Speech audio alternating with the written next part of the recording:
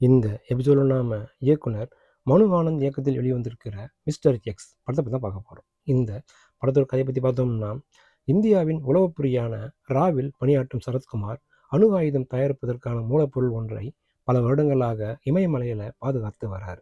அவரை கைது செய்யும் ரஷ்ய இராணுவத்தினர் அவர் பாதுகாத்து வந்த மூலப்பொருளையும் கைப்பற்றுவதோடு அதை பாகிஸ்தானுக்கு அனுப்ப முடிவு செய்கிறாங்க. சரத்குமாரையும் அந்த அணு ஆயுத மூலப்பொருளையும் கைப்பற்ற அதிகாரி மஞ்சு வாரியர் எடுக்கும் முயற்சிகள் தோல்வியில் முடிய அவர் கைது செய்யப்படுறார். இதையடுத்து சென்னையில் அவரது தலைமையில் செயல்படும் ஆர்யா தனது நண்பர்களுடன் ரஷ்யா வரை சென்று போராடி அணு ஆயுத மூலப்பொருளை மீட்டு இந்தியா கொண்டு வராரு. அப்போது கௌதம் கார்த்திக் துப்பாக்கி முனையில் அந்த மூலப்பொருட்களை அவரிடமிருந்து கடத்தி செல்றாரு. இதையடுத்து கௌதம் கார்த்திக்கை வீழ்த்தி அணு ஆயுத மூலப்பொருட்களை மீட்க ஆர்யா சபதம் ஏற்கிறாரு. இது நடந்ததா இல்லையா, இதாங்க அந்த படத்தோட மீதிக்காது.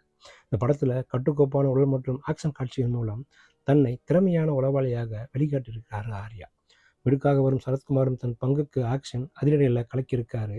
அவரது திருப்பம் எதிர்பாராதது. உளவாளியாக அறிமுகமாகி வில்லனாக மிரட்டும் கௌதம் கார்த்திக் அட்டகாசப்படுத்தி இருக்கார். வில்லத்தனத்தில் புதிய பரிணாமம் காட்டியிருக்காருன்னு சொல்லலாம். ராதிகாரியாக நடித்திருக்கும் மஞ்சு வாரியரும் சிறப்பாக செஞ்சுருக்காங்க.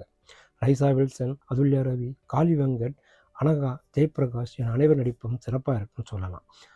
அருள் வின்சென்ட் ஒளிப்பதிவும் திபுன்னன் தாமஸின் இசையும் கலக்கல். பரபரப்பான திருப்பம் நிறைந்த காட்சிகள் படத்துக்கு பலம் சொல்லலாம். லாஜிக் மீறல்கள் பலவீனம். இந்தியாவில் பல்வேறு காலகட்டங்களில் நடந்த உண்மை சம்பவங்களை அடிப்படையாக கொண்டு திரைக்கதை மற்றும் காட்சிகளை வடிவமைத்து கமர்ஷியல் ரீதியான படமாக கொடுத்து கவனம் வைத்திருக்கார் இயக்குனர்.